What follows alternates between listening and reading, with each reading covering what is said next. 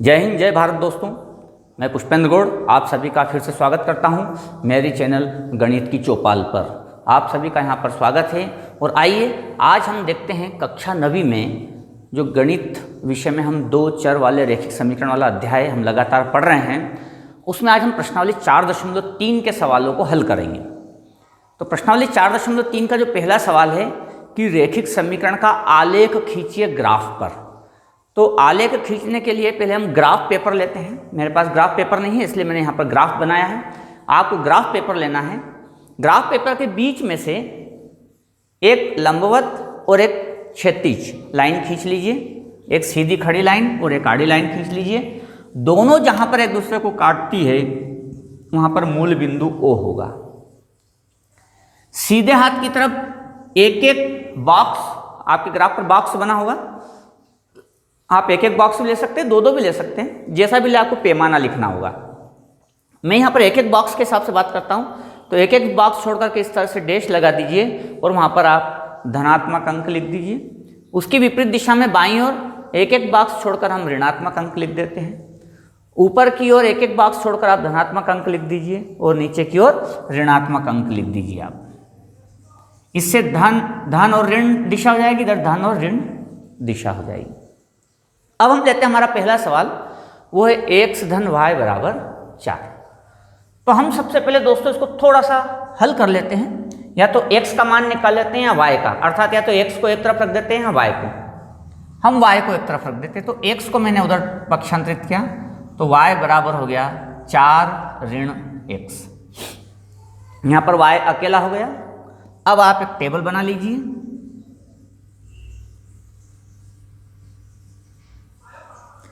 कम से कम 3 मान तो निकालने चाहिए, कम से कम, इससे कम नहीं, उससे ज़्यादा आप कितने भी मान निकाल सकते हैं। मैं यहाँ पर 4 मान ज्ञात करूँगा। अब इसमें दोस्तों आप x का मान अपनी सुविधा अनुसार रख सकते हैं, स्वतंत्र हैं आप। ऐसा जरूरी नहीं है कि x के मान जो मैं रख रहा हूँ वही मान आप लें। आप x के मान अपनी सुविधा और स्वतंत्रता के अनुसार रख सकते हैं। मैंने यहाँ पर x का मान पहले 0 लिया, तो आप देखेंगे x की जगह पर 0 रखने पर हो जाएगा 4 ऋण 0। तो 4 में से 0 जाएगा तो y का मान 4 ही बचेगा। दोस्तों ये y का मान 4 आ गया। अब मैं x का मान 1 लेता हूँ अपनी सुविधा से। x का मान 1 तो हो जाएगा 4 ऋण 1 अर्थात 3 आएगा। ये रफ में करना है आपको इस तरह से हल। 4 ऋण 1, 4 में से 1 गया तो 3, तो y का मान 3 आ गया। अब आप ऋण 1 भी रख सकते हैं और 2 भी रख सकते हैं, ऋण 1 भी रख सकते हैं। यहाँ पर मैंने 2 रखा सरलता की दृष्टि से, x की जगह पर 2, तो 4 ऋण 2, तो 4 में से 2 गया तो y का मान 2 बचेगा। तो x 2 रखने पर y का मान 2। अब x का मान मैंने 3 रखा दोस्तों, तो x की जगह पर 3 रखा, तो 4 में से 3 गया तो 1 बचेगा। तो इस प्रकार से मेरे जो है निर्देशांक तैयार हो जाते हैं। अब देखिए आप, x अगर 0 है तो y 4 है, इसको ग्राफ पर ले जाएं। x अगर 0 है, ये तो 0 पर आ गया, तो y मेरे लिए 4 होगा। तो y दिशा में जो धनात्मक अंक है 4 उधर चलेंगे, तो धनात्मक अंक 4 है, 1 2 3 4। यहाँ पर मैंने इस तरह से निशान लगा दिया। तो आपका पहला निर्देशांक कंप्लीट हो जाता है। दूसरा निर्देशांक है x के साथ 1 और y 3। तो x अगर 1 चलता हूं तो y 3 धन दिशा में, तो x ये रहा, यहां पर ये हो गया 1, तो y की ओर 3, 1 2 और 3, तो ये यहां पर y की दिशा में 3। तो दूसरा निर्देशांक यहां स्थापित हो जाता है। फिर दोस्तों x और y का अगले निर्देशांक के 2 और 2, x के लिए मान 2 है, y के लिए 2 है, दोनों ही धनात्मक हैं। चिन्हों का ध्यान रखना है। तो ये भी धन का है, ये भी धन का, तो x धन 2 है, तो x धन 2, 1 और ये 2, तो y भी 2 है, तो y 2 है, तो 1 और ये 2। इस प्रकार से तीसरा बिंदु स्थापित हो जाता है। चौथा है x अगर 3 है तो y 1 है, तो x अगर 3 है तो x अक्ष पर 3 अंक चलना है, फिर y की ओर 1 अंक चलना है। तो x की ओर 3 अंक, 1 2 3 यहाँ आ गए, और y की ओर 1 अंक तो दोस्तों यहाँ पर आ गए। अब स्केल की सहायता से इन चारों बिंदुओं को मिला दीजिए तो आपको एक सरल रेखा प्राप्त होगी और यहाँ पर लिख दीजिए x धन y बराबर 4। तो इस प्रकार से आप आलेख बना सकते हैं। एक सवाल और लेते हैं। एक और सवाल हमने लिया है यहाँ पर प्रश्नावली 4.3 का जो पहला सवाल है उसका तीसरा, y बराबर 3x के लिए आलेख खींचिए। तो इसमें पक्षांतरण करने के लिए कुछ भी नहीं है, इसको ऐसे रहने देंगे। अब आप यहाँ पर x के मान रखते जाइए जो आपको जमते हो। कम से कम 3 मान तो निकालना ही चाहिए। मैं यहाँ पर 4 मान निकाल रहा हूँ। x को जगह पर अगर 0 रखूँगा तो 0 गुणित 3 तो y का मान हो जाएगा 0, तो y का मान 0 हो गया। x बराबर 1 रखा दोस्तों तो 3 गुणित 1 तो y का मान आ जाएगा 3, तो ये हो गया 3। अब मैंने x की जगह पर रखा ऋण 1, इस बार ऋण के भी ले लेते हैं 1 2। x का मान रखा ऋण 1 तो 3 गुणित ऋण 1 ऋण 3, तो ये ऋण 3 आ जाएगा। x की जगह पर हमने रखा 2, x की जगह पर 2 रखा तो 2 गुणित 3 6 आ जाएगा, ये 6 आ गया। आप चाहे तो ऋण 2 भी रख सकते हैं। अब ये मान को हम ग्राफ पर ले जाते हैं।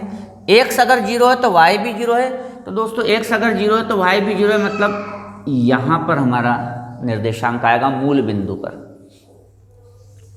x अगर 1 है तो y 3 है, दोनों धनात्मक है तो धन दिशा। x अगर 1 है तो y 3 है, 1 2 3 यहाँ पर।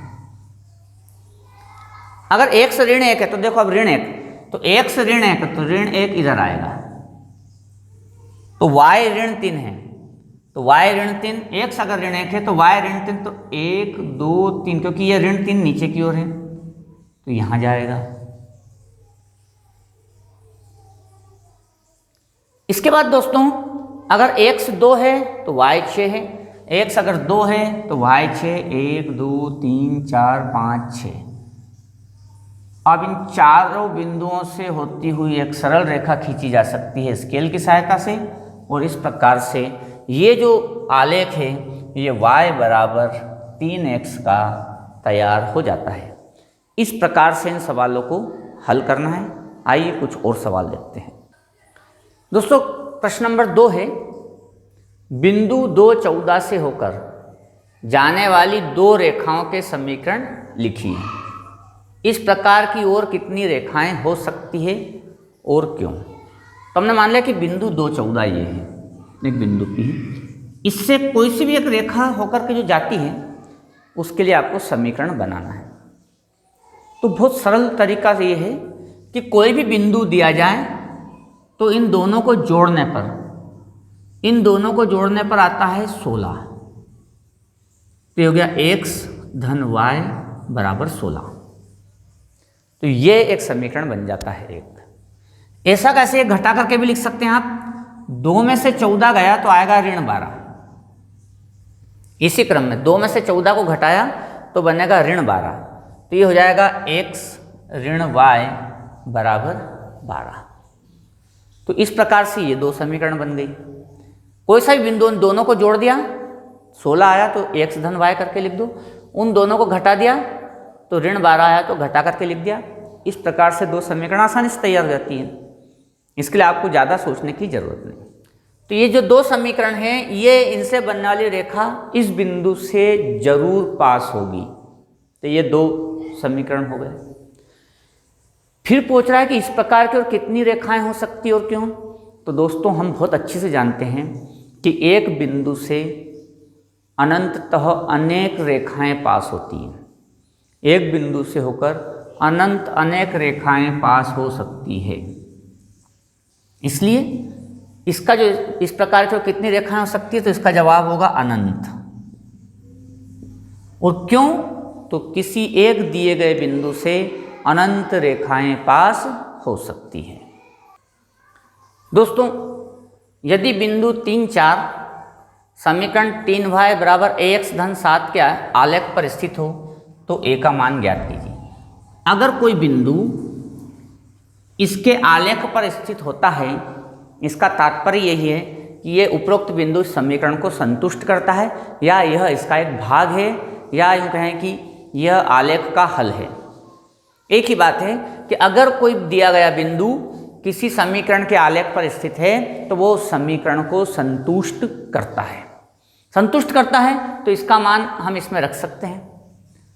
तो हमें दिया गया समीकरण है 3y बराबर ax धन 7, और जो 3 और 4 हैं, 3 और जो 4 है वो आलेख पर स्थित है, अर्थात ये x का मान है और ये y का मान।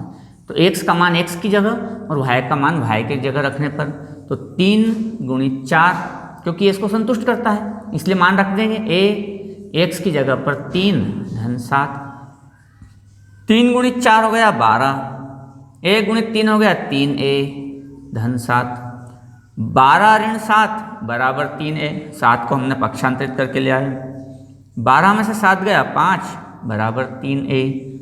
तो दोस्तों 5/3 बराबर a, तो ये इसका मान आ जाता है। इस प्रकार से ये सवाल हल हो जाता है। तो इन सवालों को और हल कीजिए। कुछ और सवाल इसके जो बचे हुए हैं वो हम अगले वीडियो में देखेंगे। तब तक के लिए जय हिंद, जय भारत।